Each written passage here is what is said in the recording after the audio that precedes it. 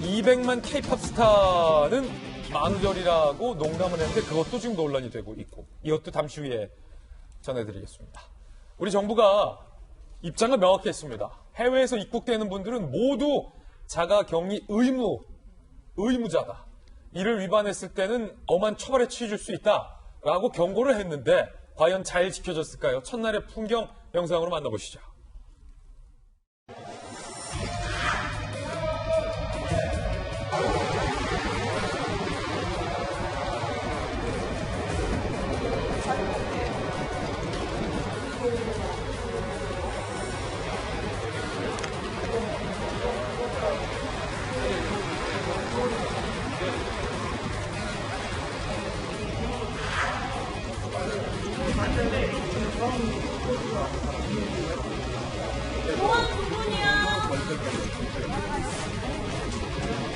모자르거나 이제 그래요. 입국 찬스가 회복이 안 되기 때문에 저희가 거기에 맞춰서 준비를 할 수는 없고 만약에 오전 시간대에 도착하셨는데 버스가 타시면 그분은 어쩔 수 없이 기다리시다가 다음 버스 타셔야 돼요. 우리나라 말을 전혀 못 알아들어요.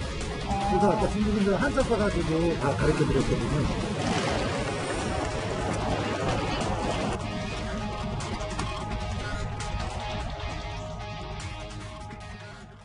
첫날이었는데 이곳저곳에서 좀 혼선이 있었던 것 같아요. 특히 해외에서 입국했는데 KTX에서 일반 승객들과 섞여서 함께 식사를 하면서 곳곳을 활보하는 일까지 드러났습니다. 만약에 이분이 확진자라면 같이 식사하시던 분들 다 위험한 겁니다.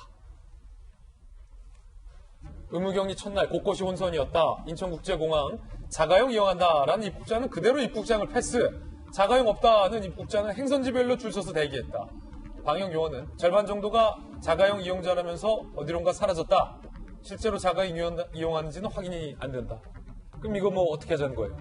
뭐 의무 자가격리 한다는 거예요? 어떻게 한다는 겁니까? 논란이 있고요. KTX 광명역 같은 경우는요. 3, 40분 간격 20, 30명 해외 입국자 하루 500여 명 몰리는데 담당자는 몇 명? 5명.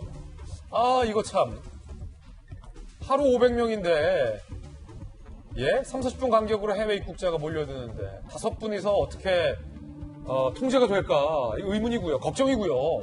좀 걱정돼서 하는 말이에요. 광명역 관계자, 정부가 입국자 줄 거라고 했는데 20분 간격으로 밀려드니 감당이 안 된다. 광명역 관계자도 황당하다는 겁니다. 당황했어요.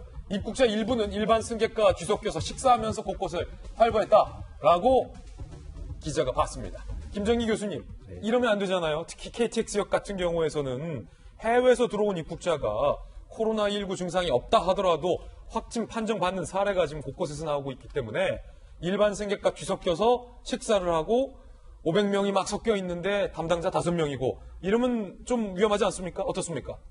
당연히 위험합니다. 정확하게 지금 감염돼 있는지 안 돼 있는지를 확인할 수가 없기 때문에 일단은 잠재적으로는 우리가 이제 감염됐을 가능성을 염두를 해둬야 되는 거고요. 그리고 코로나19 자체가 우리가 지금까지 아는 것보다는 모르는 게 아직도 더 많고 굉장히 변화무쌍하기 때문에 굉장히 꼼꼼함이 요구되는 방역 시스템이 요구되거든요. 근데 지금 계속 그런 꼼꼼함에 있어서 계속 미스가 있는 것 같아요. 그래서 지금 보는 것처럼 자가용 이용한다고 했는데 그게 확인이 안 되는 그런 모호성하고 실제로 여러 가지 면에서 일반 승객들과 뒤섞이는 과정 이런 게 방역의 허점이거든요. 이게 큰 문제를 야기할 가능성이 있고 아까 화면에서 보신 외국인 같은 경우에는 마스크 자체를 안 쓰잖아요. 그러니까 이러한 부분들이 굉장히 조심해야 되는 거고 실제로 자가격리 의무화 조치를 지침을 내린 게 언제인데 아직까지 시스템이 안 갖춰져 있는 거에 대해서 저는 굉장히 의아합니다. 그러니까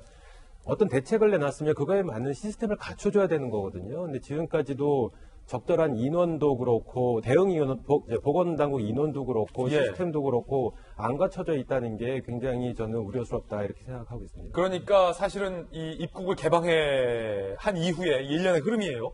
입국을 개방해 놓고 확진자가 해외에서 많아지니까 국내에서 불안감이 높아지고 실제 해외에서 들어온 국내 유입자들의 확진 상황이 많이 되니까 이제 자가격리 전체 의무다라고 해놨는데 정작 아직까지는 미흡한 부분이 이렇게 많다는 것.